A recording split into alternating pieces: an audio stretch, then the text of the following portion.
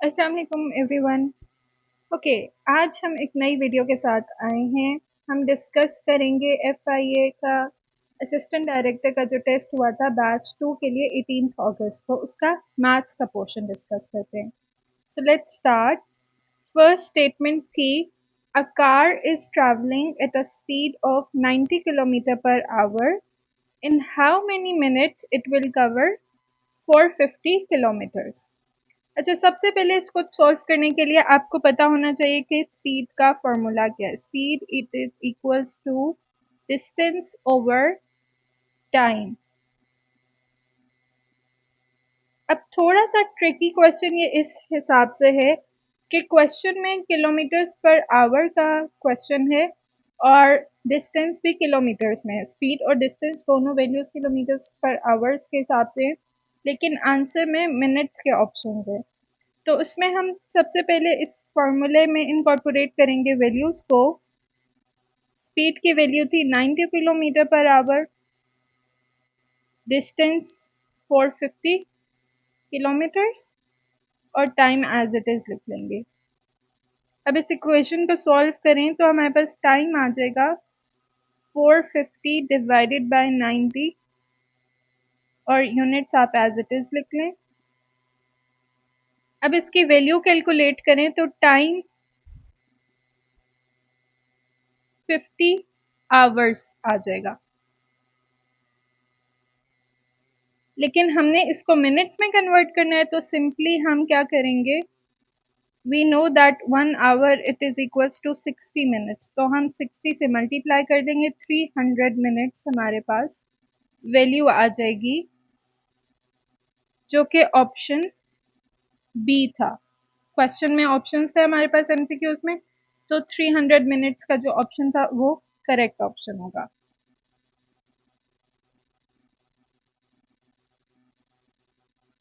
The next statement was, if a bag of 40 kg rice costs rupees 3200, how much rice can be bought in rupees 4800? इसके दो methods हैं, दो method से हम solve कर सकते हैं। एक तो हम यूनिटरी मेथड अप्लाई कर सकते हैं कि हम सिंपली क्या करें कि 40 kg राइस की कॉस्ट बताई हुई है रुपीज 3200, तो 1 kg की कैलकुलेट कर लेंगे। 3200 को डिवाइड कर देंगे 40 से, तो 1 kg की प्राइस आ जाएगी रुपीज 80, क्योंकि रुपीस में गिवन थी वैल्यूज। और फिर हम 4800 से कर लेंगे कैलकुलेट के 4800 रुपीज में कितने केजीज आएंगे, तो इससे 80 से डिवाइड करेंगे तो वैल्यू आ जाएगी 60 केजी। एक ये मेथड था। दूसरा मेथड ये है कि आप लोग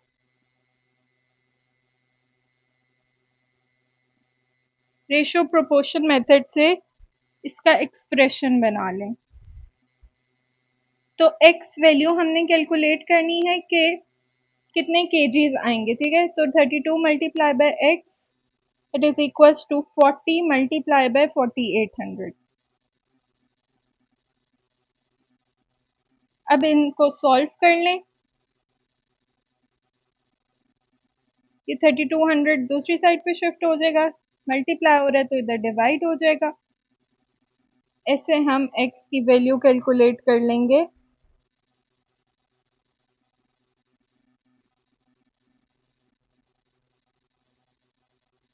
सिक्सटी kg।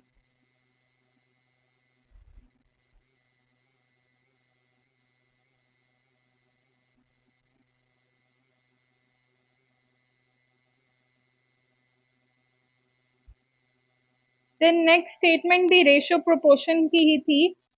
अब स्टेटमेंट क्वेश्चन स्टेटमेंट पढ़ लेते हैं। Akbar wants to distribute some amount among his 4 partners A, B, C, D respectively in the proportion 1, 2, 3 and 4. Can you guess the share of B if total amount is 80,000 rupees? अच्छा, इस तरह का अगर ratio proportion का कोई question आएगा, अब देखें आप पहले स्टेटमेंट को समझ लें। स्टेटमेंट कह रही है कि अकबर एक पर्सन है जो 4 पीपल में अपनी डिस्ट्रीब्यूट करें अमाउंट को, और टोटल अमाउंट भी इन्होंने बता दिया 80,000। तो सबसे पहले हम लिख लेते हैं proportions A ratio B ratio C ratio D, और इनकी वैल्यूज भी लिख देते हैं जो क्वेश्चन में गिवन है। अब क्वेश्चन स्टेटमेंट ये कह रही है कि B का टोटल शेयर हमने कैलकुलेट करना है अगर अमाउंट है, टोटल अमाउंट 80,000 की है।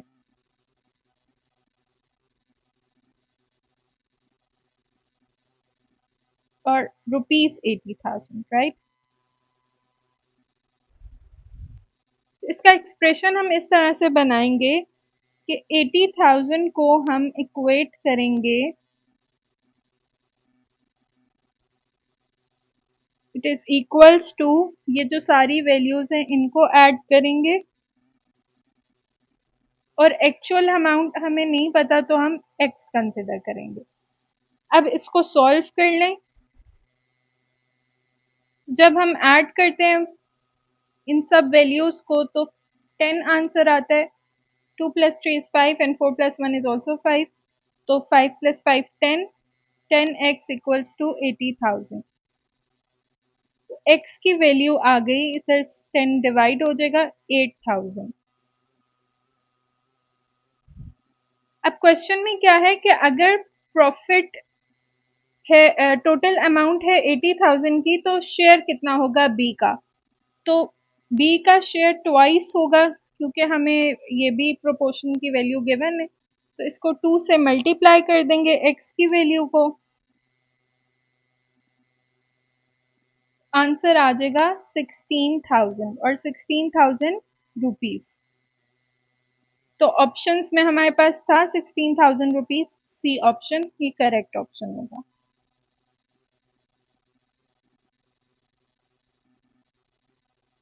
नेक्स्ट स्टेटमेंट भी रेशो प्रोपोर्शन से रिलेटेड थी। तो स्टेटमेंट थी university allocates 360 seats for 3 disciplines, electrical, mechanical और सिविल, और उनका रेशो भी बता दिया था 2:3:4, और टोटल सीट्स कितनी है 360।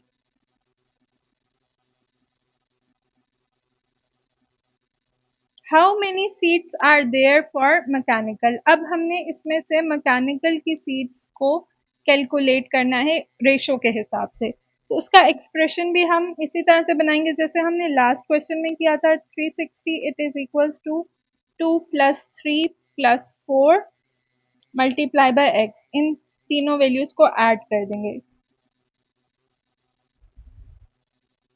तो ये आंसर आएगा 9x, और x की वैल्यू यहाँ से आ जाएगी 360 divided by 9, it is equals to 40।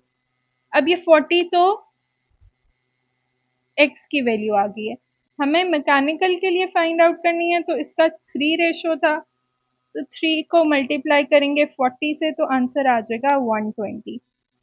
तो फाइनल आंसर है 120 सीट्स एलोकेट की यूनिवर्सिटी ने for mechanical discipline, B correct option होगा इसका।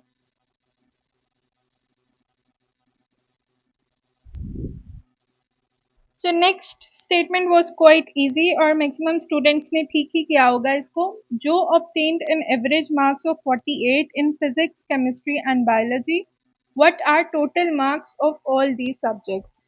अच्छा, आपको एवरेज का फॉर्मूला पता होगा, टोटल या sum, it is equals to average multiply by number, जो भी नंबर ऑफ टर्म्स हो रही होती हैं। अब यहाँ पे सब्जेक्ट्स है तो हम यहाँ पे नंबर ऑफ सब्जेक्ट्स लिख सकते हैं।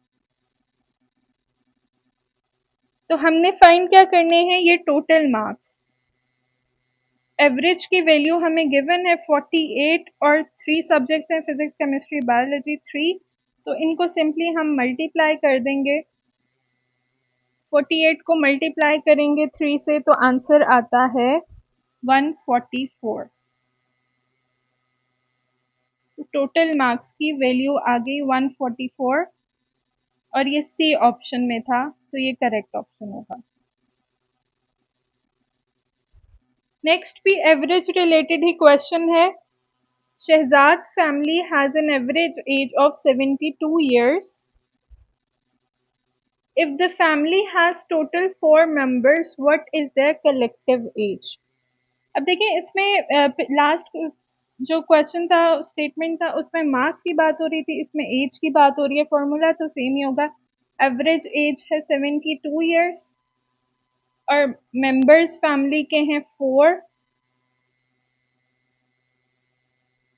तो कलेक्टिव एज के लिए मल्टीप्लाई कर देंगे दोनों वैल्यूज को। 72 को मल्टीप्लाई कर देंगे 4 से, तो आंसर आ जाएगा हमारे पास 288। 288 years.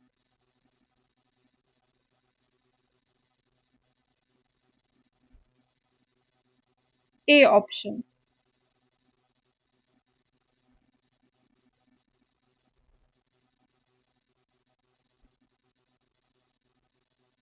The next was A and B invest in ratio 1:2 with a rupees 5,000 profit for each. New ratio becomes 18:24. What is B's total amount after profit? अच्छा, अब इसके लिए इस तरह के अगर आपके पास क्वेश्चंस आए जिसमें इन्वेस्टमेंट की बात हो रही है और प्रॉफिट की बात हो रही है, तो ये चीज़ आपने याद रखनी है कि जितना जो पर्सन इन्वेस्ट कर रहा होता है शेयर में, उतने ही उनको प्रॉफिट ज़्यादा करके मिलेगा। फॉर एग्जांपल अगर इसमें ए और बी की बात हो रही है, अगर यहाँ पे थर्ड और फोर पर्सन होते और वो डबल या ट्रिपल कर रहे होते, तो फिर प्रॉफिट शेयर भी उनका उस हिसाब से उनको ज़्यादा मिलता। तो हम पहले एक्सप्रेशंस बना लेते हैं, अपनी रेशो बना लेते हैं। ए रेशो बी की वैल्यू गिवन है 1:2 और प्रॉफिट है 5,000 का। 5,000 प्रॉफिट परसेंटेज है, तो इसको हम अगर प्रॉफिट की बात करेंगे तो वो हम 5 नंबर से कंसिडर करेंगे।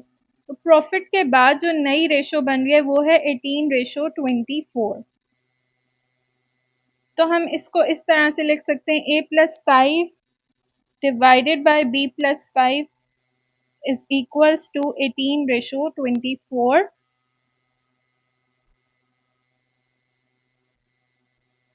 इसको हम सिंप्लीफाई कर लेते हैं लोअर्स टर्म्स में, तो हमें पता है कि 6 का मल्टीपल होता है 18 भी और 24 भी। तो इसको हम लिख सकते हैं A+5 divided by B+5 which is equals to 3/4।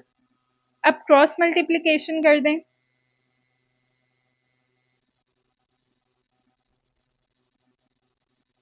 A+5 को मल्टीप्लाई कर देंगे 4 से और 3 को मल्टीप्लाई कर देंगे B+5 से। अब क्वेश्चन स्टेटमेंट में क्या था कि उन्होंने B का टोटल अमाउंट पूछा था आफ्टर प्रॉफिट। तो हम फर्स्ट वाले एक्सप्रेशन से रिलेशन बना सकते हैं A/B इक्वल्स टू 1/2 और we can say A is equals to B/2। अब ये वाली जो वैल्यू है ये हम इस एक्सप्रेशन में रिप्लेस कर देंगे। 4A + 20 is equals to 3B + 15 और यहाँ पे A की वैल्यू लिख दें B डिवाइडेड बाय 2।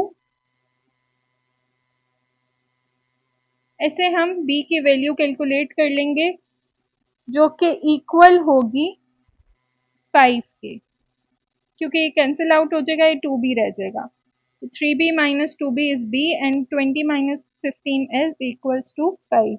अब ये 5 आ गई है वैल्यू B की। हमने क्या कैलकुलेट करना है कि B की टोटल अमाउंट क्या है प्रॉफिट के बाद।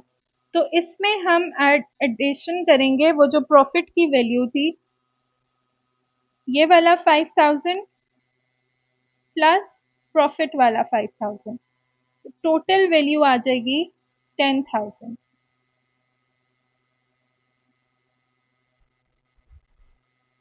और रुपीस का यूनिट है, क्योंकि रुपीस में बात हो रही है, तो rupees 10,000 is correct answer,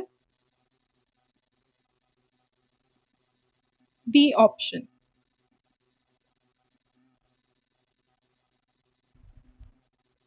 Okay, the next statement was the average of three numbers is 54. If two numbers are 48 and 58, what is third number? तो इसके लिए हम क्या करते हैं, जब हमें अननोन नंबर्स होते हैं मिलते हैं तो हम तीन कंसेक्टिव नंबर्स को सिलेक्ट करते हैं। x फर्स्ट नंबर के लिए x लिख देंगे, सेकेंड नंबर के लिए x प्लस 1 और थर्ड नंबर के लिए x प्लस 2, और इसको इक्वेट करेंगे जो एवरेज की वैल्यू है थ्री नंबर्स की, विच इज इक्वल्स टू 54। और इन तीनों को अब ऐड कर दें, x plus 1 plus x plus 2। अब इस इक्वेशन को सॉल्व करें, 3x plus 3 it is equals to 54, 3x equals to 51 और x की वैल्यू आ जाएगी 17 अगर आप 51 को डिवाइड करेंगे 3 से। अब कंसेक्टिव नंबर्स जो हमारे पास आ गए वो आ गए 17, 18 और 19। तो इससे हम अब थर्ड नंबर प्रिडिक्ट कर सकते हैं विच इज 56, इनका एवरेज निकाल के।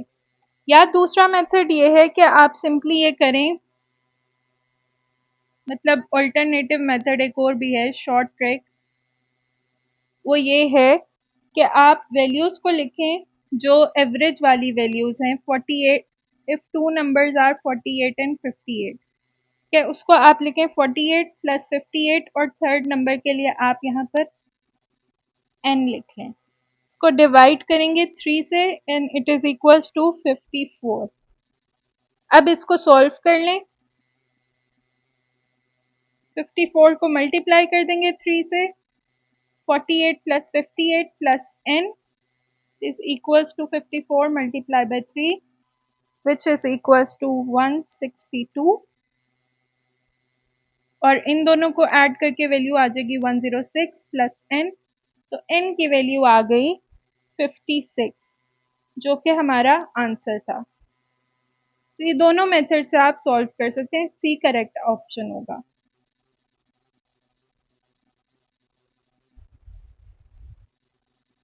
अच्छा, ये वाला काफ़ी इंटरेस्टिंग है और थोड़ा सा ट्रिकी है, आपने स्टेटमेंट को रीड करना है। On calculation of mean average of 15 numbers was 64.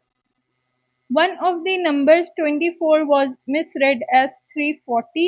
What is correct mean? अच्छा, क्वेश्चन स्टेटमेंट ये कह रही है कि 15 नंबर्स का एवरेज निकाला गया और एक नंबर जो है उसको मिस रेड किया था। उस मिस रेड करने की वजह से पूरी जो वैल्यूज थी वो डिफरेंट आई हैं। तो आपने कैलकुलेट करना है कि सही वैल्यू क्या होगी मीन की। मीन और एवरेज सेम थिंग होती है। तो इसके लिए हम फॉर्मूला पहले हम कैलकुलेट करेंगे सम ऑफ ओरिजिनल 15 नंबर्स, जो ये वैल्यू है उससे 15 को हम मल्टीप्लाई करेंगे 64 से तो आंसर आ जाएगा 960। अब इसमें से हम सब्ट्रैक्ट करेंगे जो वैल्यू मिस रेड हुई थी, इनकरेक्ट वैल्यू, क्वेश्चन के हिसाब से वो थी 34, और इसमें ऐड करेंगे जो आंसर आएगा उसमें ऐड करेंगे नंबर 24, ठीक है, उससे रिप्लेस करना है क्योंकि हमने, तो हमारा एक्सप्रेशन बन जाएगा 960 माइनस 34 प्लस 24। इसको जब हम कैलकुलेट करते हैं तो आंसर आता है 950। अब ये आ गई है करेक्टेड वैल्यू जो ओरिजिनल वैल्यू आनी चाहिए थी। और करेक्ट मीन के लिए अब हम मीन या एवरेज के लिए इस वैल्यू को 950 को हम डिवाइड कर देंगे 15 नंबर से जो ओरिजिनल थे हमारे पास, तो आंसर आ जाएगा 63.3। तो ए करेक्ट ऑप्शन है इस स्टेटमेंट का। इसके साथ हमारे क्वेश्चन एंड हो रहे हैं जो मैथ्स पोर्शन के थे। Wishing you all good luck for your FIA exam which is scheduled tomorrow. Take care. Allah Hafiz.